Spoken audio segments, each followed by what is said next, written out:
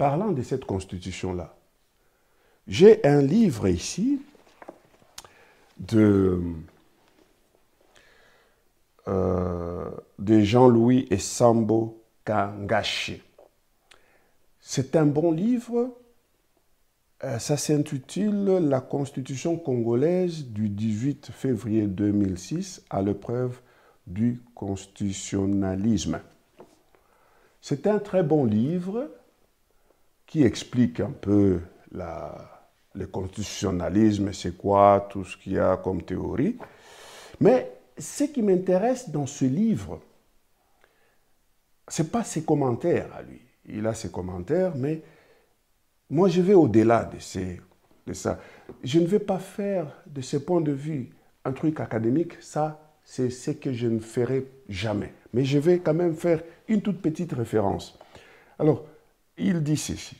Tous les États du monde ont besoin d'une constitution.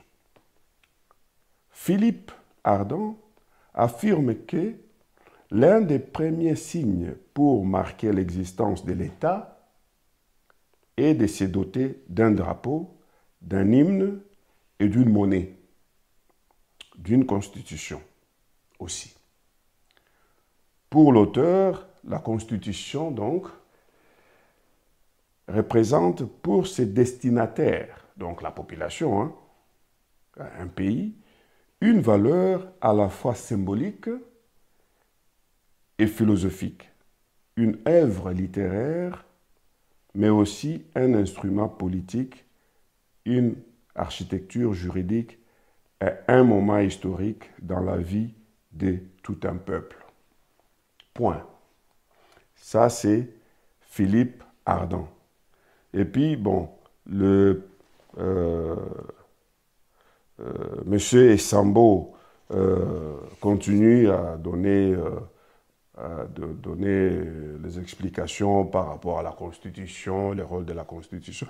Mais moi, la question que je me pose, elle est la suivante. Hein, parce que quand ce monsieur Philippe Ardant dit que la Constitution doit être un symbole d'un pays, une philosophie d'un pays, une œuvre littéraire, une architecture juridique d'un pays, un instrument politique et un moment historique de tout un peuple. Mais est-ce que cette Constitution a déjà fait un moment historique de tout un peuple? Non. Parce que c'est une constitution qui nous est débarquée du ciel belge, et parrainée par Louis Michel, amenée dans la petite valise de Bob Kabamba à Kinshasa.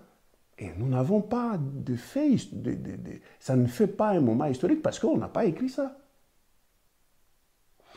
Est-ce que cette constitution est née d'une philosophie congolaise? Non, non. On ne peut pas avoir une constitution qui vient de l'Europe et qui a une philosophie congolaise. Non. Non. Je peux continuer comme ça. C'est une constitution d'ailleurs. Donc, M. Esambo pouvait bien philosopher sur ce genre de questions. Mais bon, la Constitution, il y a des constitutionnalistes et tout, mais ce n'est pas notre philosophie qui est dans cette Constitution-là. J'en ai ici, cette Constitution-là. Voilà, la Constitution. Et là, la petite Constitution. Hein, ici, c'est la loi sur l'organisation de fonctionnement de la commission électorale, Constitution de la République démocratique du Congo. Tout ça, c'est parrainé par des ONG. Hein? Parrainé, il y a des ONG qui ont parrainé pour écrire, faire la vulgarisation de cette constitution.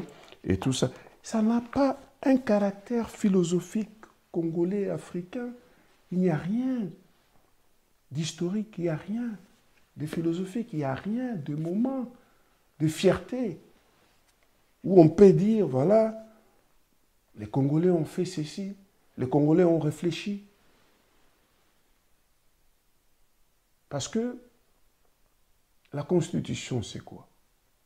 La Constitution, c'est quand on sort d'un état de jungle. Dans une jungle, c'est la loi du plus fort. Hein. Il y a des animaux, il y a tout. Et puis après, à un moment donné, on s'est dit non, non, non, non. Comme on vit comme des animaux, hein, parce que les humains, ce sont des animaux avec un peu d'intelligence. Et on s'est dit non, non, non, non. On ne peut pas vivre comme des animaux comme ça. La loi du plus fort qui doit être toujours la meilleure. Non, non, non. On s'arrange. On s'arrange et on donne notre pouvoir, on délègue notre pouvoir à quelques personnes. Et ces personnes-là vont créer des lois qui doivent nous régir. Et ce sont ces personnes-là qui vont créer ce qu'on appelle la Constitution. Et c'est cette Constitution-là qui va nous régir, qui va régir le pouvoir de l'État. Tout ce que vous appelez trias politica, constitutionnalisme. Donc, tout ça, ce sont des grandes théories.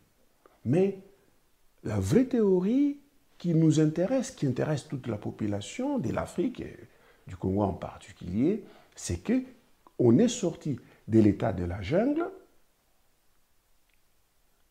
et au lieu que nous puissions avoir des règles que nous-mêmes, nous maîtrisons, que nous avons réfléchi et que nous maîtrisons, non, non, nous sortons de l'état de jungle et on nous amène un autre état de jungle par les colonisateurs et aujourd'hui par les élections et la démocratie. Et il y a des intellectuels qui applaudissent. Et il y a l'Église catholique qui facilite. Et d'autres églises aussi, bien sûr.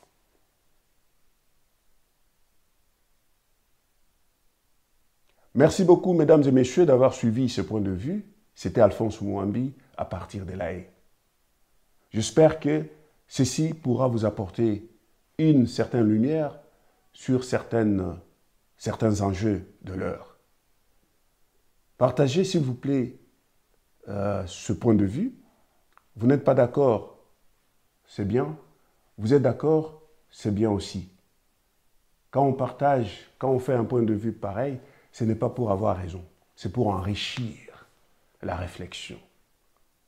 Il y a beaucoup de gens qui ont besoin de ce genre de réflexion, qui n'ont pas le temps de faire des recherches, qui n'ont pas le temps de lire. Et nous, on est là pour le faire pour eux. Merci, mesdames et messieurs. C'est Alphonse Mouambi à partir des Pays-Bas.